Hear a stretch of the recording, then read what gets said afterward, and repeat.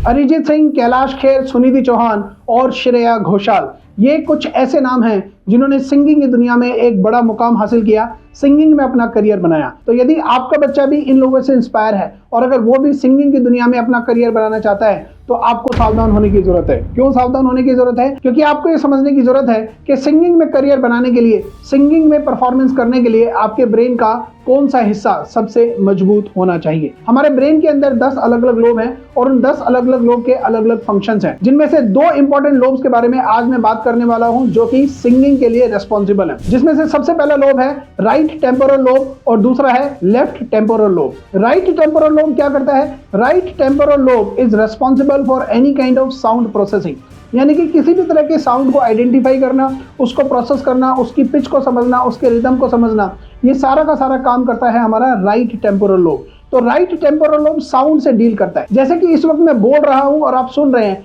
तो आप हालांकि कुछ कर नहीं रहे हैं, आप सिर्फ मेरी आवाज को सुन रहे हैं, लेकिन मेरी आवाज बेसिकली एक साउंड है और वो साउंड के माध्यम से आपके कानों से गुजरती हुई आपके ब्रेन तक पहुंच रही है। तो इस वक्त आप अपने राइट टेम्पोरल लोब का इस्तेमाल कर रहे हैं क्योंकि आप एक साउंड को प्रोसेस कर रहे हैं। ऑन दी अदर साइड अब बात करते हैं लेफ्ट टेम्पोरल लोब की। लेफ्ट टेम्पोरल लोब रेस्पॉन्सिबल है लैंग्वेज के लिए। तो किसी भी तरह की लैंग्वेज को समझना, सेंटेंस फॉर्मेशन करना, शब्दों को समझना, स्क्रिप्ट को समझना, ये सारी चीज यानी कि शब्दों से खेलने की कला, ये सारी की सारी कला है हमारे लेफ्ट टेम्पोरल लोब की। तो राइट टेम्पोरल लोब साउंड के लिए रेस्पॉन्सिबल है और लेफ्ट टेम्पोरल लोब लैंग्वेज के लिए रेस्पॉन्सिबल है। और जब आप एक सिंगर के रूप में अपना करियर बनाते हैं तो एक सिंगर के रूप में अगर आप ध्यान से एनालाइज करें तो आप ये रियलाइज करेंगे कि एक सिंगर बेसिकली क्या करता है। तो एक सिंगर बेसिकली साउंड और वर्ड्स यानी कि ध्वनि और शब्द, इन दोनों से खेलता है। इन दोनों के कॉम्बिनेशन से ही वो अपनी पूरी की पूरी परफॉर्मेंस डिलीवर करता है। इन दोनों के कॉम्बिनेशन से ही वो सिंगिंग जैसे फील्ड में अपना करियर बनाता है। तो यदि आपका बच्चा भी सिंगिंग के फील्ड में अपना करियर बनाना चाहता है, अरिजीत सिंह, कैलाश खेर जैसे सिंगर्स के साथ अपना नाम जोड़ना चाहता है, तो आज आपको ये समझने की जरूरत है कि उसके ब्रेन का राइट टेम्पोरल लोब और लेफ्ट टेम्पोरल लोब कितना स्ट्रांग है। क्योंकि हम कोई भी काम करें तो अल्टीमेटली जो स्ट्रेंथ है वो हमारे ब्रेन से आ रही है और हमारे ब्रेन के जो 10 अलग अलग लोब है वो अलग अलग काम, अलग अलग फंक्शंस के लिए रेस्पॉन्सिबल है। तो अगर सिंगिंग में परफॉर्म करना है तो राइट टेम्पोरल लोब और लेफ्ट टेम्पोरल लोब बहुत ही स्ट्रांग होना चाहिए। और यदि आपको नहीं मालूम कि आपके बच्चे का राइट टेम्पोरल लोब और लेफ्ट टेम्पोरल लोब कितना स्ट्रांग है, तो उसके लिए हम आपको रेकमेंड करते हैं एक साइंटिफिकली प्रूवन असेसमेंट जिसका नाम है आइरिस एनालिसिस। आइरिस एनालिसिस एक साइंटिफिकली प्रूवन असेसमेंट है जिसमें आर्टिफिशियल इंटेलिजेंस की मदद से आपकी आइरिस को, आइरिस यानी कि आपकी आंखों का कलर्ड पार्ट, आपकी आइरिस को स्कैन करके आपके ब्रेन की एक डिटेल रिपोर्ट तैयार होती है और वो रिपोर्ट बेसिकली आपके ब्रेन के स्ट्रक्चर के बारे में बात करती है।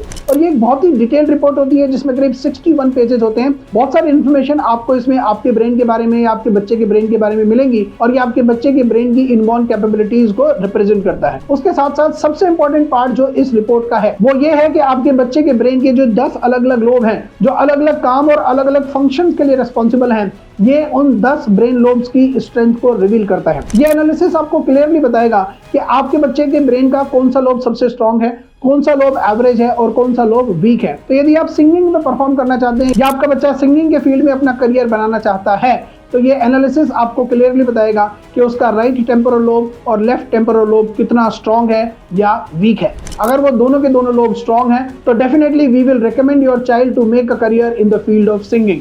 लेकिन अगर ये दोनों में से कोई भी एक लोब कमजोर है या दोनों लोब कमजोर हैं तो फिर आपको अपने बच्चे को सिंगिंग के फील्ड में करियर बनाने से रोकना चाहिए। क्यों? क्योंकि सिंगिंग के फील्ड में करियर बनाने के लिए उसको जो एक्चुअल स्ट्रेंथ चाहिए वो उसके ब्रेन में नहीं है। अब निराश होने की जरूरत नहीं है कि अगर ब्रेन में सिंगिंग में करियर बनाने के लिए स्ट्रेंथ नहीं है तो डेफिनेटली ब्रेन में कोई ना कोई ऐसी स्ट्रेंथ जरूर होगी, कोई ना कोई ऐसा फील्ड जरूर होगा जिसमें आपका बच्चा करियर बना सकता है। तो यदि आप एक्चुअली जानना चाहते हैं कि आपके बच्चे के ब्रेन लोब का स्ट्रक्चर किस तरह से डिजाइन है, आपके बच्चे के ब्रेन की क्या स्ट्रेंथ है, क्या वीकनेस है और वो ऐसे कौन कौन से फील्ड हैं, यदि आप अपने बच्चे को उस फील्ड में आगे भेजें तो बच्चा एक्स्ट्राऑर्डिनरी सक्सेस अचीव करेगा ही करेगा। तो यदि आप अपने बच्चे के ब्रेन के स्ट्रक्चर को डिटेल में समझना चाहते हैं और अगर अपने बच्चे को एक सही दिशा देना चाहते हैं, उसकी लाइफ को एक सही डायरेक्शन देना चाहते हैं, तो we recommend you to go for iris analysis.